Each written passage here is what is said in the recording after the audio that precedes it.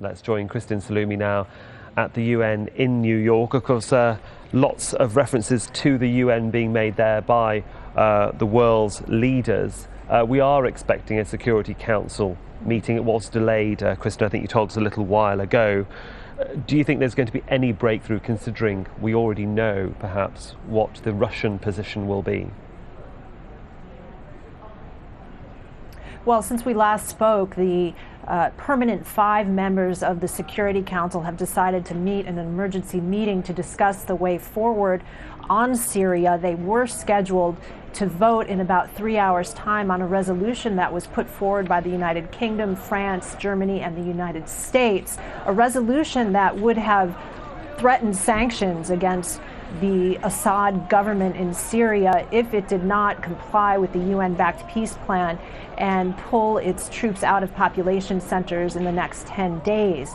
Now, this was scheduled to be voted on, as I said, in 3 hours' time, but it's been very clear from the Russians that they are not on board with this. And even since the recent events have unfolded in Syria with top officials being killed, this has not changed the Russians' point of view. We've heard from the foreign minister Sergei Lavrov, who said that sanctions would amount to support for the opposition, and that's a dead end as far as the Russians are concerned.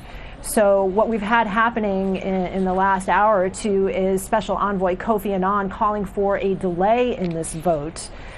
He has said all along that the most important thing for the Security Council to do is to present a united front, although he has also said that it's important for the Council to have consequences for President Bashar al-Assad if he does not follow through on his obligations under the UN-backed peace plan. So with no consensus in sight, he's called for this delay. The permanent 5 members of the Security Council are no doubt talking about that right now. The latest we heard from the United Kingdom, the sponsor of the resolution, is they haven't decided whether or not to delay or to go forward with the vote. But everyone concerned about the Security Council appearing relevant, appearing unified, and making a difference in the situation in Syria. Indeed, Russia has tried to be influenced over the past few days, if we can say that, certainly by the Turkish Prime Minister, who's visiting Moscow at the moment. But much of this Security Council meeting was to be about increasing the mandate of the observer mission. That seems to be dead in the water now, and they have to find a new way forward, as you say, to be more relevant and to actually help those innocent civilians, whichever side they may support, that are on the ground and in the middle of what seems to be a civil war. That's right. The United States has been one of the most vocal in saying that it makes no sense to renew the UN mandate for the observer mission. They were sent there to observe a ceasefire and help with a political transition. Clearly, neither of those things are happening. Right now, there's no discussions about politics. Everything's happening in the street, if you will.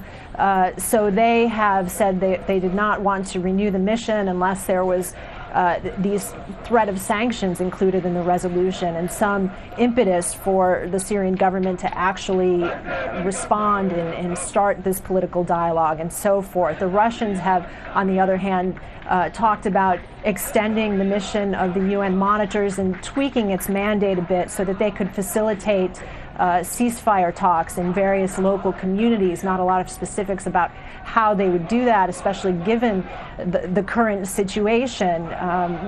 But, you know, it's interesting. The Syrian National Council sent representatives to New York and to lobby, essentially, the Security Council for this Chapter 7 resolution with the threat of sanctions. This is, you know, there's a lot of talk about how divided the Syrian opposition is, but the one thing that they seem to all agree on is the need for strong international action from the Security Council in the form of this threat of sanctions. And what the Syrian National Council said yesterday is that, you know, if the international community can't come together and make a decision like this, then the Syrian people will take that as a message that the international community really is not going to help them, and that they're going to look elsewhere for support from their friends. They're going to look for other means for their backing if the international community is incapable of doing so. We'll see what does happen, Kristen. Obviously that conversation and certainly the vote in the Security Council will happen in around about 3 hours' time. Of course, we'll be popping back to you throughout the day for more updates. Thanks.